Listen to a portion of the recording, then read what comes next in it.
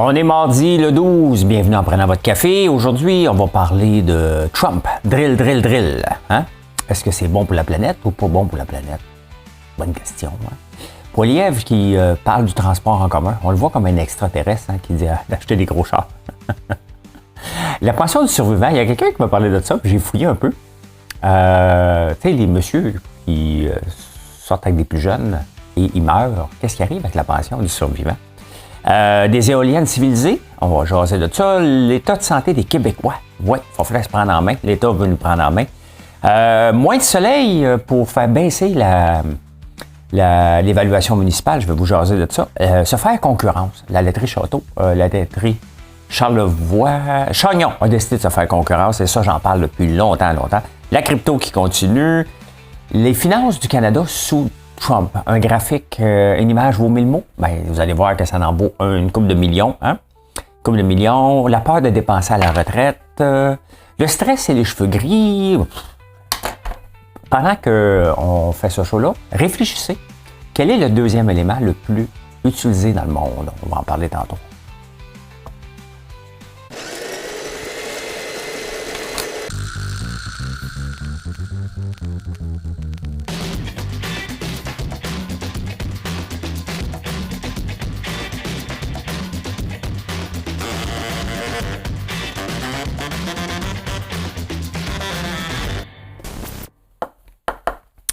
Je regarde les commentaires sur X suite à la non-invitation de dimanche à un des morons du podcast, Lucide Podcast. Et il y a quelques personnes qui m'ont écrit pour dire que c'est la liberté d'expression. On va se calmer, là. On va se calmer, la liberté d'expression, là. C'est des morons, OK? C'est des morons rétrogrades, là. C'est bien beau, la liberté d'expression, là, mais on veut pas ça. C'est même pas de censurer, c'est même pas la liberté d'expression. Ils ont le droit de jaser ce qu'ils veulent, là.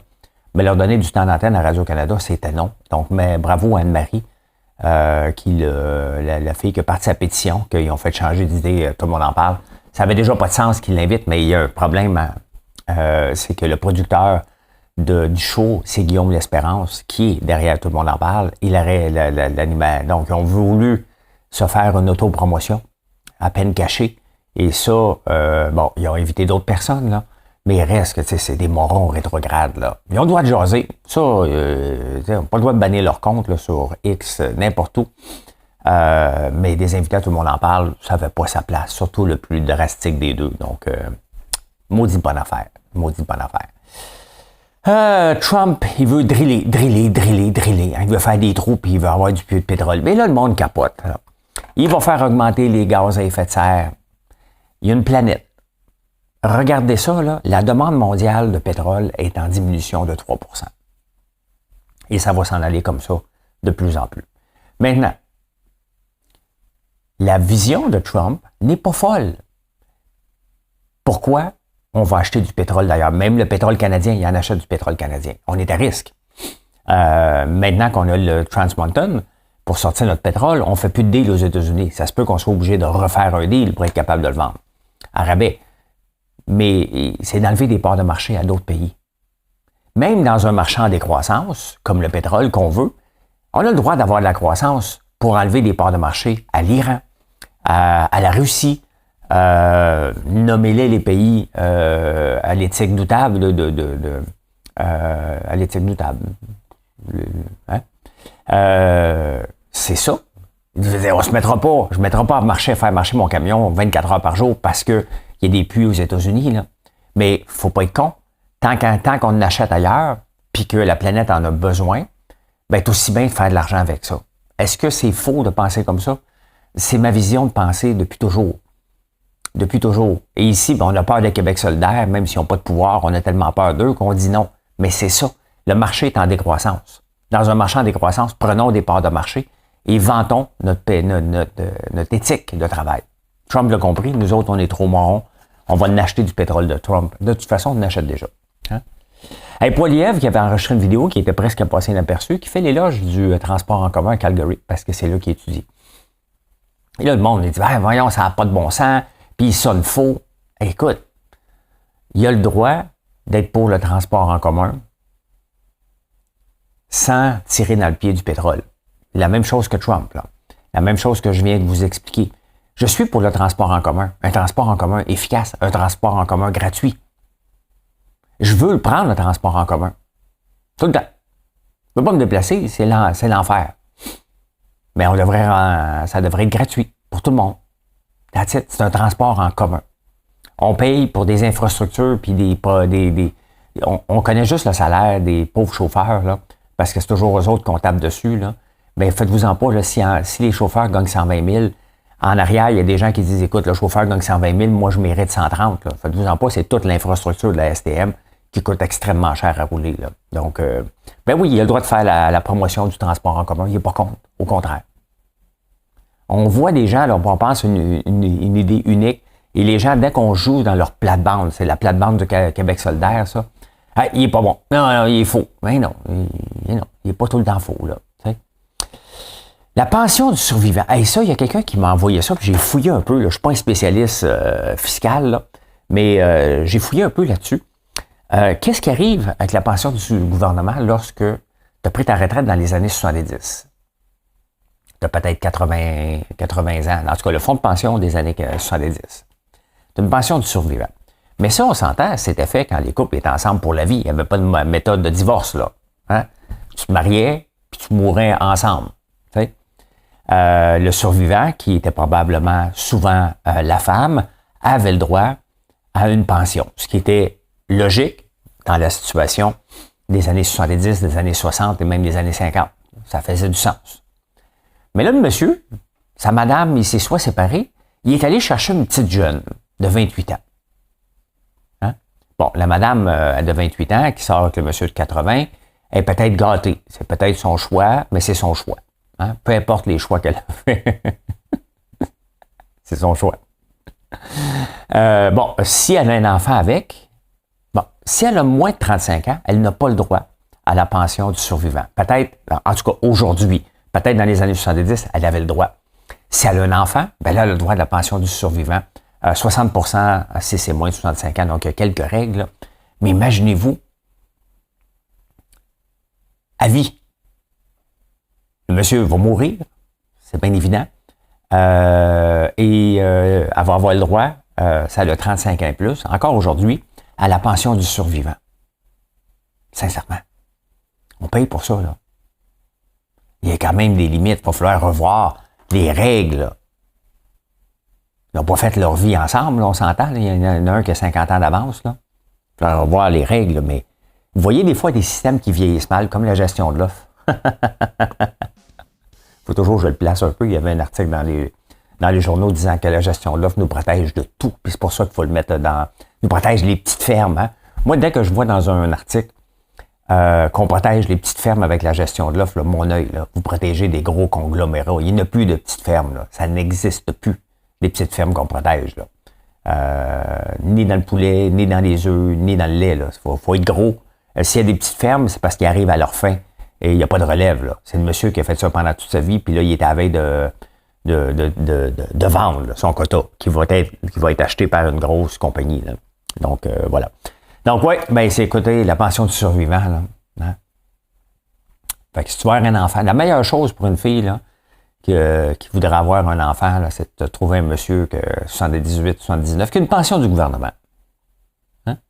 Et, fait un bébé. Puis, il meurt.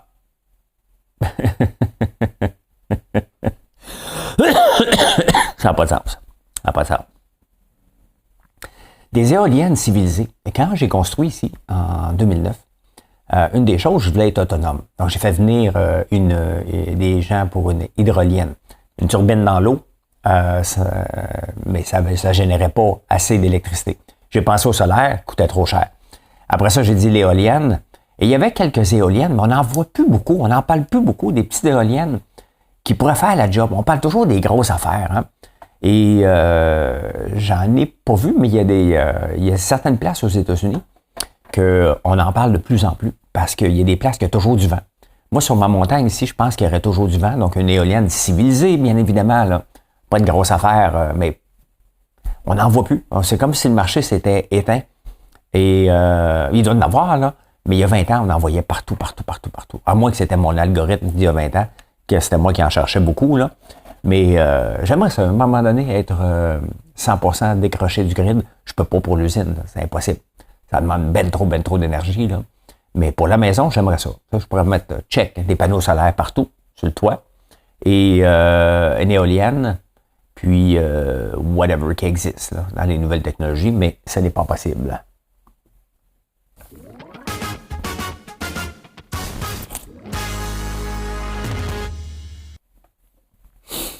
L'état de santé des Québécois inquiète le gouvernement, avec raison. Avec raison, on est beaucoup une société, comme les autres sociétés occidentales, des sociétés, on a 40% d'embonpoint. Il y a beaucoup d'embonpoint chez les jeunes. Et là, ils donnent toutes sortes d'exemples. Lorsque tu vas voir ton enfant jouer, nager, tu pourrais aller t'entraîner. Non. Ton enfant, là, ça, c'est ridicule, parce que ton enfant, là, il va savoir, tu m'as-tu regardé? Marilyn, là, elle regarde Gaël jouer à des jeux vidéo en ligne. Maman, viens me voir. OK. À un moment donné, tu passes des moments avec. C'est pas le moment de t'entraîner. Tu peux, quand ils sont un petit peu plus vieux, mais regardez, je suis allé voir jouer mon gars, là. Il était content. J'allais le voir jouer, là. J'étais pas pour me rendre là, puis il disait, moi, aller te parler après, là. J'ai regardé le match, là. Il faut incorporer l'exercice. Des fois, c'est pas évident. C'est pas évident toujours s'entraîner. Bon, je m'entraîne, moi, de mardi, jeudi avec un club de natation. Le reste, je marche tout le temps, entre 5 et 10 000 pas par jour. À un moment donné, je décroche et je me promène avec mon téléphone dedans, la face dedans, là. Mais faut que je bouge. Faut que je bouge. Je jeûne pour maintenir un poids santé, mais ça, le jeûne, ça m'appartient. Je veux pas que vous commenciez à le faire. Mais j'essaie de maintenir un poids santé, puis je mange mes affaires, là. J'en mange du chocolat, là. Mais je contrebalance avec autre chose. Donc, je fais attention quand même, là. Donc, oui, c'est bien que l'État s'en mêle un peu, mais là, donnez-nous pas des cubes avec Pierre Lavoie, là. Tu sais, ça marche encore, ça, les cubes? Commençons par en parler. En parler, donner des exemples. Là. Les politiciens, première chose, là, devraient donner l'exemple en partant. Là. Surtout les médecins. Là. Un médecin qui n'est pas en forme, ça perd un petit peu de crédibilité entre vous et moi, là. Donc, commençons par donner l'exemple, commençons par travailler sur les gens qui ont une visibilité et puis après ça, qui ont l'air heureux, là. Pas le véganisme puis toute la patente. Parce que souvent, lorsqu'on associe poids santé, on va toujours parler des gens qui sont véganes. On peut parler des gens qui mangent du chocolat aussi, hein? Qui ont du fun, qui prennent un verre de vin. Il faut avoir du fun dans la vie, là. Le fun, ça dépend de ce que vous voulez faire, qu'est-ce qui vous rend heureux dans la bouffe. Mais il faut avoir du fun, sinon ça n'a pas de sens. Là. C'est pour ça que j'ai arrêté d'être keto, zéro fun là-dedans, là, moi. Là. Le port de Montréal, qui est en lockout, ça fait le tour des journaux du monde. Ils ont refusé à 99,7%. Qu'est-ce que 99,7% vous dit?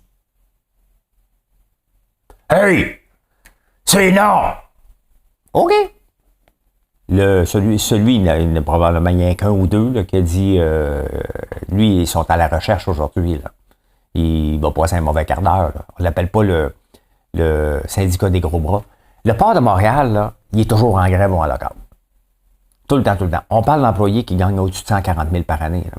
Ou les enfants qui viennent au monde sont sur une liste pour commencer à travailler à 18 ans. Là.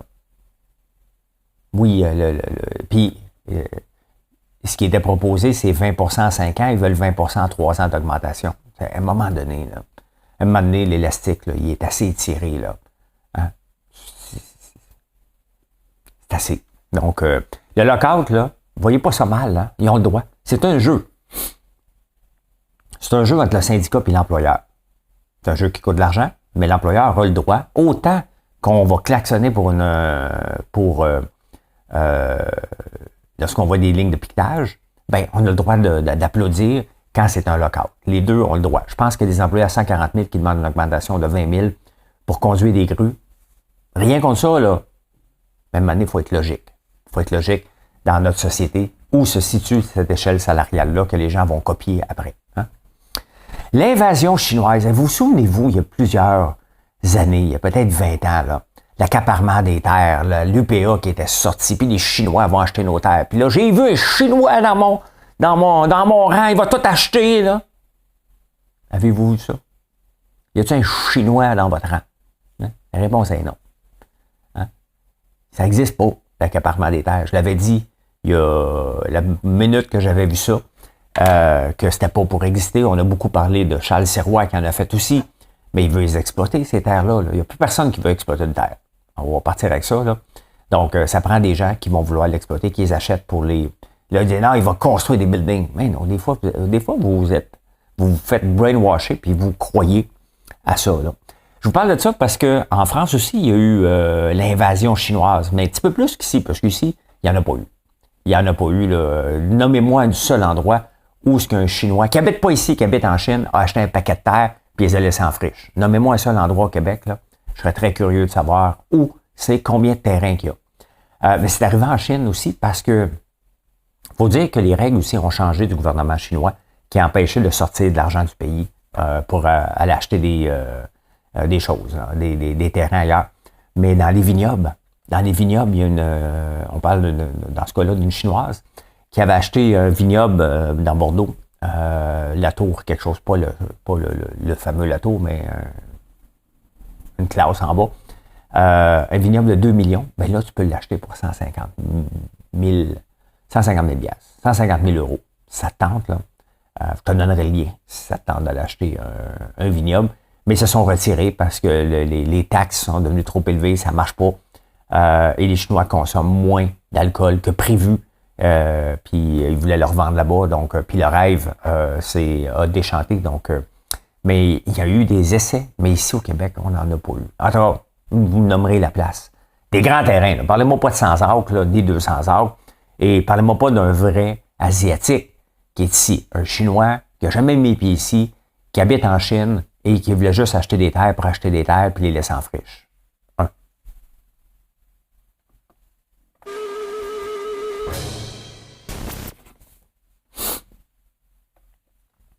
Êtes-vous tombé sur la tête? Sur la tête, la fête. Je vous parle de ça parce que c'est dans mon coin. Privé de soleil, je suis le 12 novembre 1980. Privé de soleil, une maison vaut moins, même à Outremont. Même si le dentiste, tout comme le médecin, pratiquait sa profession à l'aide d'une lampe sans ombre, il faut du soleil comme à tout le monde. C'est tellement Il était poétique, les journalistes, dans ce temps-là. Hein? Et parce qu'au cours des dernières années, on a caché le matin, comme l'après-midi, celui qui enseignait à la maison du docteur LM Chemin de la Côte. Ce dernier vient de décrocher une diminution sensible de l'évaluation de sa propriété à Outremont. Et dans le fond, il est sur Côte-Sainte-Catherine, ce que je comprends, au coin de Saint-Joseph et le building de Tournesol, ben je le vois de chez moi. C'est lui. Un gros building lettre. Il y a comme une erreur d'urbanisme où ce que Marilyn, elle habite, puis Erika, que vous voyez souvent, qui commande souvent sur Facebook, qui habitait là. Pas dans celui-là, là. Mais juste à côté, il y a comme une erreur d'urbanisme sur Côte-Sainte-Catherine. Il y a un paquet de gros buildings. D'un côté, tu as des maisons qui valent cher, on va se le dire. Et de l'autre côté aussi, tu as des maisons qui valent cher. Un en bas de la côte, l'autre en haut de la côte. Puis tu as des gros buildings comme le Tournesol qui a apparu dans les années 80. Ben là, je savais pas c'était quand. Finalement, c'est dans les années 80 que ça a vu le jour. Donc, si tu es privé de soleil à cause d'un nouveau building, tu peux demander une diminution de taxes.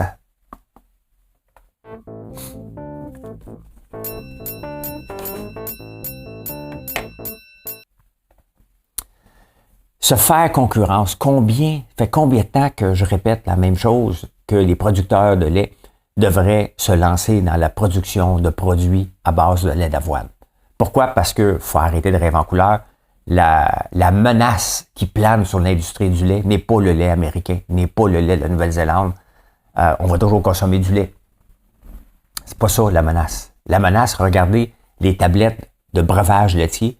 Vous allez voir que la menace vient de là. On ne prend pas un lait d'avoine suivi d'un verre de lait le matin, on va prendre un ou l'autre. Hein? La laiterie Chagnon a décidé de se lancer dans un paquet de produits à base de lait d'avoine. Et ça, on va voir dans quelques années s'ils sont capables. Ça s'appelle Kaiser, la famille Kaiser, qui est derrière ça, je ne la connaissais pas. Mais je trouve ça brillant parce que c'est ça, le futur. Ça n'a pas de sens quand même. Prenez ça, là, j'aime le beurre. Il faudrait qu'ils réussissent à faire du beurre, qu'ils goûtent le beurre. Avec du lait d'avoine, là, pas de la margarine, je veux que ça goûte le beurre. C'est ça, pareil, mais là, le lobby, il faudrait qu'il soit rouge, probablement. Vous vous souvenez de la bataille des couleurs? De la margarine. J'ai perdu ce que je voulais dire. Ça m'arrive. J'ai beaucoup de stock à retenir avant d'enregistrer ce show-là. Mais les produits à base d'avoine, on le vend dans les voiles. Et ça n'a pas de sens, c'est ça que je veux dire. Ça n'a pas de sens qu'une vache doit véler, avoir un veau, qu'on attend 2 ans qu'elle soit prête à accoucher. Donc, après ça, on extrait du lait. Regardez le temps, les gaz à effet de serre, tout ça, alors qu'on plante une graine d'avoine, 3 mois après, c'est ramassé, ça peut être traité. Là, ce que j'apprends, puis c'est intéressant, c'est que l'avoine du Québec n'a pas assez de protéines, une question de soleil. C'est la même chose avec le popcorn, qu'il n'y a pas assez d'ensoleillement pour qu'on puisse faire le popcorn, des grains de popcorn au Québec encore. Il y a des avancées, mais on n'est pas rendu là du tout. Bien, c'est la même chose avec les grains d'avoine, ils viennent de l'Ouest canadien. Une question de soleil, ça prend beaucoup de protéines pour avoir les produits qu'ils veulent faire. Donc, c'est pas encore disponible au Québec. Ça va venir, mais je suis surpris. Je pensais que l'avoine c'était pas important, le taux de protéines. Ben, on en apprend tous les jours. La peur de dépenser à la retraite, ça revient régulièrement. Puis, j'en ai parlé plusieurs fois, pas que je m'en vais vers là, mais oui, j'ai 57 ans, donc bien évidemment, à un moment donné, je vais lever le pied. Un peu, peut-être, pas jamais, je sais pas, j'ai pas de plan. Mais moi, je me suis mis un objectif financier. Quand j'atteins cet objectif financier-là, le reste n'est plus important. À un moment donné, le but d'accumuler, il faut savoir aussi dépenser puis de profiter. Tu sais, l'entrepreneuriat, c'est de faire une vie pendant 20, 25 ans, 30 ans, d'une vie que personne ne voudrait faire pour éventuellement faire la vie que tout le monde rêverait de faire. La retraite est aussi le moment où on doit vivre la vie qu'on s'était dit, à la retraite, je vais faire ça. Maintenant, je sais que c'est pas possible pour tout le monde. Il y a des gens qui ont des problèmes financiers, mais ça dépend. Tu sais, ça reste là, quand tu arrives à la retraite, à quel moment tu la prends ta retraite? Quel genre de revenu? Si tu as 20 ans, tu dis la retraite, c'est pas pour moi, la retraite, c'est pour toi. Tu vas mettre 7 000 $ par année dans ton CELI si tu peux. À tous les ans, tu choisis ce que tu veux comme placement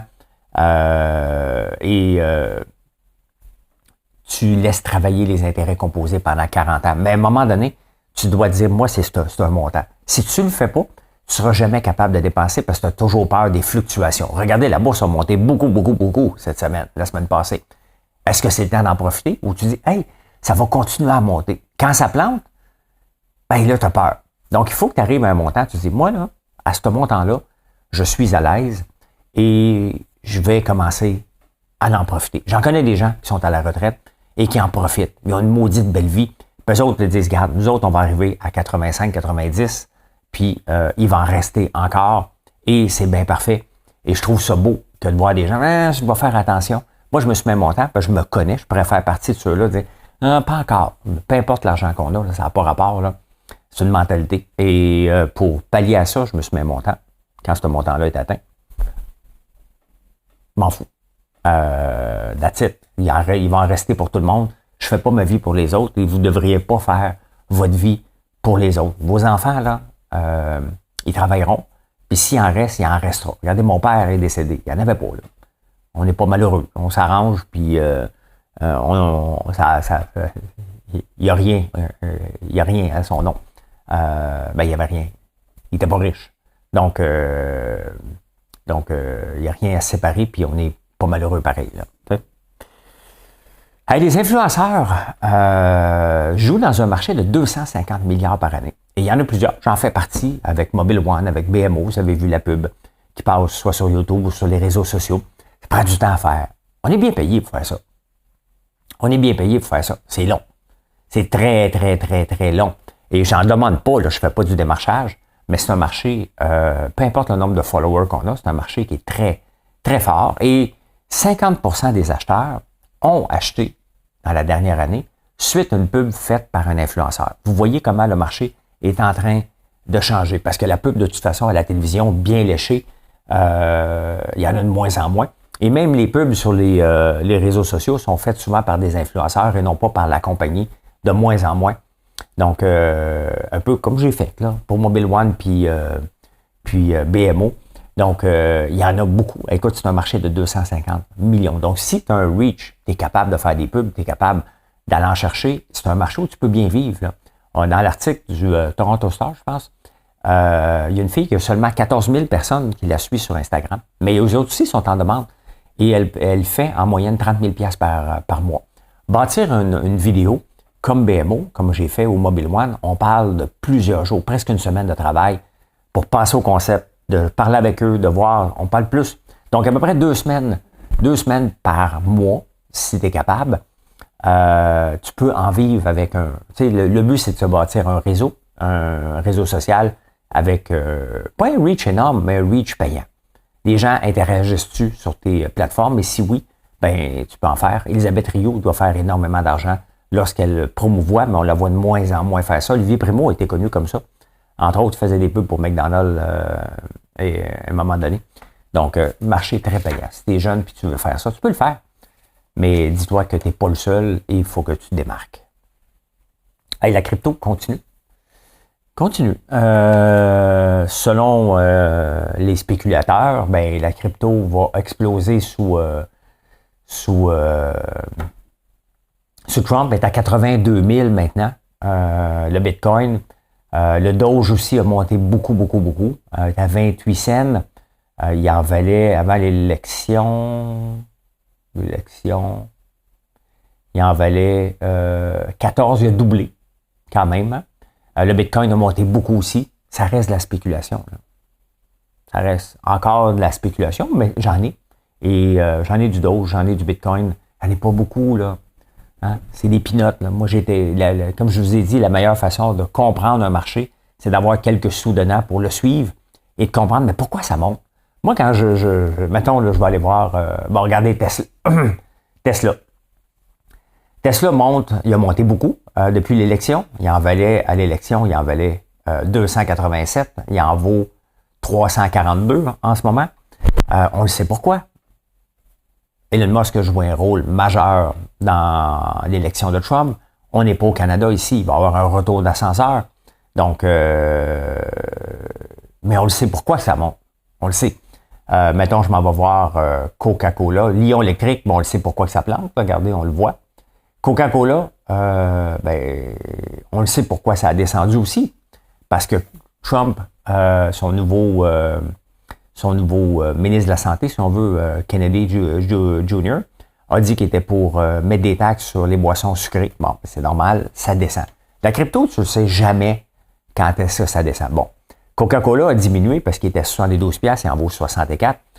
Est-ce que il va remonter? Il va remonter seulement s'il y a des bons chiffres. That's it. Faut pas oublier que Coca-Cola, c'est plus qu'une boisson sucrée. Le Coke Zero n'est pas sucré. Le lait Fairlife est là-dedans. Le jus d'orange, qui est très sucré par contre, là, mais je pense pas qu'il rentre dans la catégorie des boissons sucrées, même s'il l'est. Donc, voilà. Le marché, qu'est-ce qu'il va faire? Ben, le marché continue à monter. Ça n'arrête pas de bien aller, comme dirait l'autre. Allez, je vous amène, je suis tombé ça, Elon Musk, il lâche pas le morceau. Le Real GPD par capita, PIB par capita.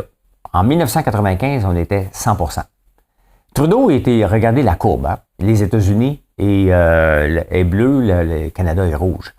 On s'est toujours suivi.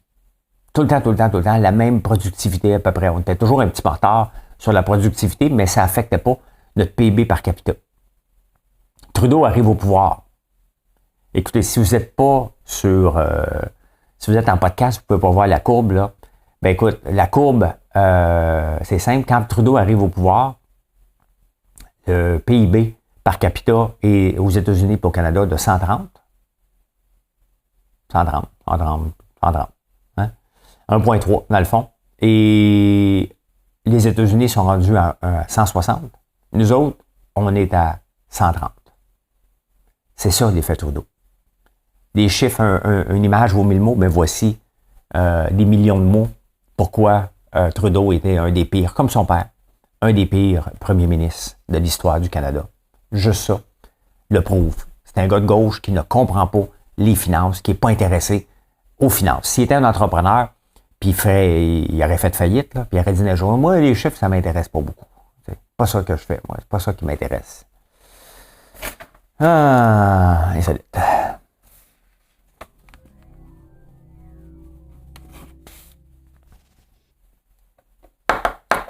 Le stress et les cheveux gris. Vous avez remarqué que j'ai des cheveux gris. Je vis une vie stressante depuis tout le temps.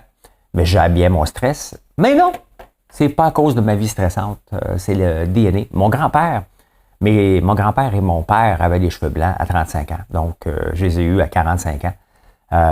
C'est normal. Le stress a un effet très minime, à peine perceptible sur la couleur de nos cheveux. Donc, on imagine, on dit, ouais, non, l'étude a prouvé que c'était pas le cas. Hein?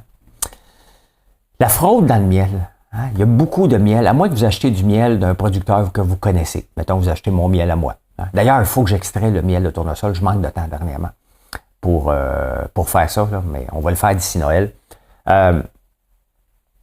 9 sur 10, 90% du miel au UK. Donc, si c'est assez élevé aussi, un petit peu moins, là, contient du sucre et c'est du miel de contrebande. Donc, du miel qui a été triché ou des abeilles qui sont nourries qu'avec du sucre. Comme moi, tu sais, en ce temps-ci, là, il faut que je l'enlève, là. Mais on a mis des auges de sucre. Donc, on ramasse pas. Les abeilles se nourrissent de ça, mais on ramasse pas le miel. On n'a pas le droit. Donc, c'est la règle, c'est comme ça. Donc, mais ailleurs, dans d'autres pays, à l'éthique doutable, ils le font. Puis, dans le fond, vous achetez du miel de sucre, tout simplement. Le deuxième élément le plus consommé au monde, y avez-vous pensé? Le premier, c'est l'eau. Le deuxième, le sable. Notre vie bétonnée a besoin de sable. Beaucoup, beaucoup, beaucoup de sable. 75% des plages en sont affectées parce que les gens ramassent le sable pour bâtir des buildings. Regardez dans le Sahara, le sable n'est pas bon. Ça prend de l'eau, du sable de plage pour construire des buildings et non pas, le sable du Sahara ne se compacte pas autant. Donc, c'est le deuxième élément le plus consommé. Et le problème, c'est qu'il ne coûte rien. On le ramasse au ski. Donc, est-ce qu'on s'en va vers une pénurie de sable de construction? À certaines places, on est déjà là. Eh bien, voilà. Mission accomplished. Merci encore d'être là. Je vous souhaite une excellente journée et venez nous voir sur françoislambert.one. Bye.